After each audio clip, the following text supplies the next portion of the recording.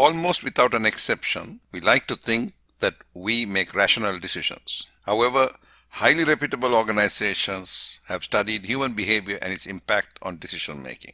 Their conclusion is that we really don't know our preferences that well, and this leads to suboptimal decisions. Dr. Dan Ariely at MIT Sloan conducted an experiment with 2 jars of beer, one containing pure beer, the other containing beer plus 2 drops of vinegar. In the first experiment, when the students were not told about the vinegar, the majority preferred the beer with the vinegar. However, in the second experiment, when they were told which glass contained the beer laced with vinegar, the majority preferred the regular beer. Conclusion: the students were put off by a preconceived notion that contaminated beer would taste bad. The bread machine. Williams-Sonoma is a high-end kitchen equipment retailer, and they conducted this experiment with the bread machine. When an $85 bread machine was introduced, it did not sell well. Rather than remove the product from the shelves, they introduced a $135 bread machine and placed it right next to the cheaper one. Guess what? Sales of the cheaper machine increased dramatically. Conclusion: people felt they were getting a bargain. Now they were focused on which one, not whether they even needed a bread machine. What about the conflict between heart and mind, the interplay in consumer decision making? This is a study done at the Washington State University and Iowa State University. A group of students were asked to remember a 2-digit number. A second group was asked to remember a 7-digit number. Then they were offered a choice of a plate of chocolate cake or a bowl of fruit salad. Amazingly, a statistically significant number of those who had to remember the 7-digit number chose chocolate cake. Later they admitted that they should have opted for the more healthier fruit salad. Conclusion: under stressful conditions, we tend to settle for a more comforting or soothing decision rather than an optimal one. New York plastic surgeon Derek Antel looked at the jaw lines of Fortune 500 company CEOs. Here we see Carly Fiorina and Steve Ballmer. He found that about 90% of the top CEOs had a prominent chin. You might ask, so what? Well, only 40% of the general population has a protruding chin.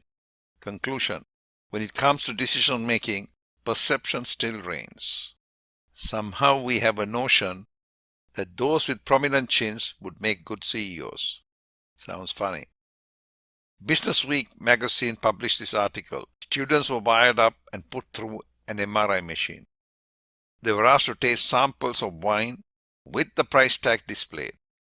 Unbeknown to them, the same wine was presented with 2 different price tags, a $5 actual price and a fictional price of $7.99. Guess what? All of them preferred the more expensive wine.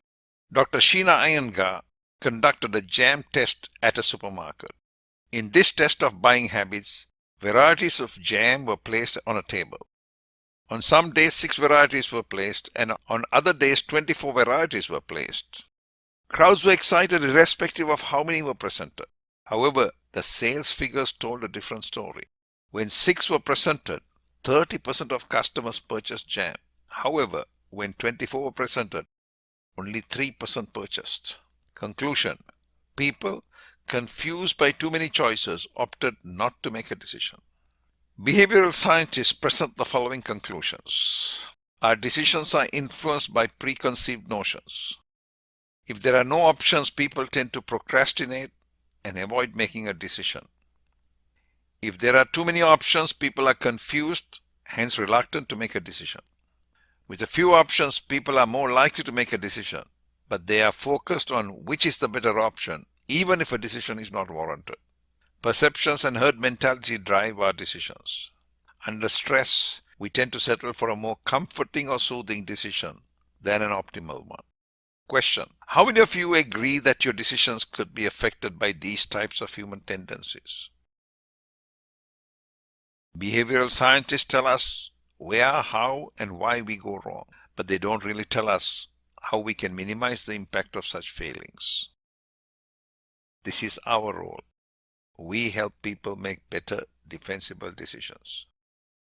I encourage you to visit our website, XpertUS.com, where you will find more interesting videos and insightful reading. Do connect with me on LinkedIn and email me if you have any questions. Thank you.